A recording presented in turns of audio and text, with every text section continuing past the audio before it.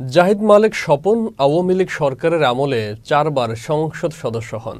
এর মধ্যে এক মেয়াদে স্বাস্থ্য প্রতিমন্ত্রী, অন্যবার মন্ত্রীর দায়িত্ব পালন করেন।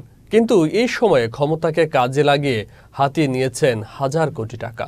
দুর্নীতি দমন কমিশনের অনুসন্ধানে বেরিয়ে এসেছে জাহিদ মালেক ও তার ছেলে মেয়েদের নামে থাকা বিপুল সম্পদের তথ্য।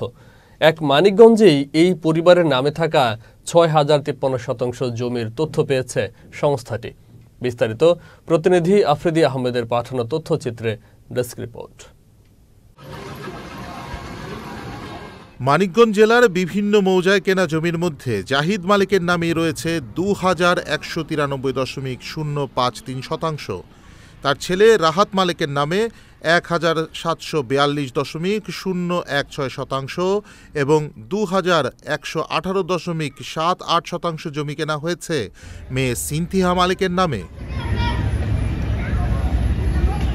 জমির দলিল মূল্য অনেক কম দেখানো হলেও বিপুল পরিমাণে এই জমির বাজার মূল্য টাকার অঙ্কে হাজার কোটি টাকা ছাড়িয়ে যাবে বলে ধারণা করছেন দুদকের অনুসন্ধান সংশ্লিষ্টরা।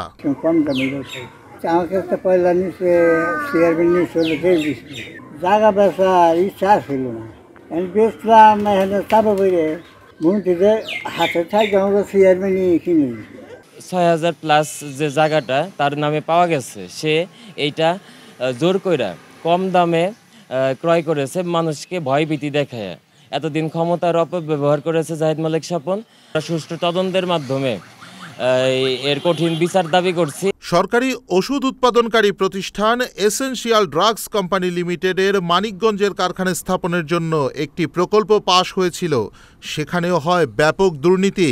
এটা যদি তার বৈধ আয় যদি হয়ে থাকে সেটা একটা বিষয়, আর যদি তার যে এই হলফনামার মধ্যে বা তার স্থাবর সম্পত্তির মধ্যে যদি তিনি উল্লেখ করে না থাকে, তাহলে তো নিশ্চয়ই রাষ্ট্রের যে ব্যবস্থা আছে, আইনগত ব্যবস্থা, সেটি হবে। তার পক্ষ হয়ে অনেকেই জোরপূর্বক অল্প মূল্যে জমিগুলো তারা কিনেছেন, যেটা তারা বিক্রি করতে চায় নাই। এমন যদি হয়ে থাকে, আমি মনে করি তাদেরকে ফিরিয়ে দেওয়া উচিত।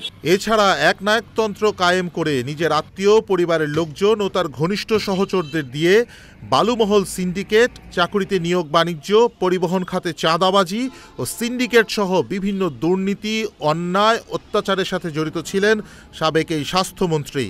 আইনের একটা বড় গুরুত্বপূর্ণ কথা হইল যে nobody should be punished unheard.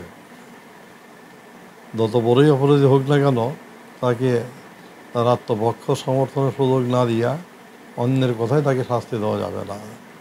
আর যদি এইরকম কোনো অভিযোগ আসে, তাহলে সেটা প্রপার ওয়েতে তদন্ত করে ঘটনা প্রমাণিত হলে, সত্য হইলে তাকে আইনের আশ্রয়ে এনে আইনের যে যতটুকু শাস্তি আছে ততটুকু শাস্তি পাবে।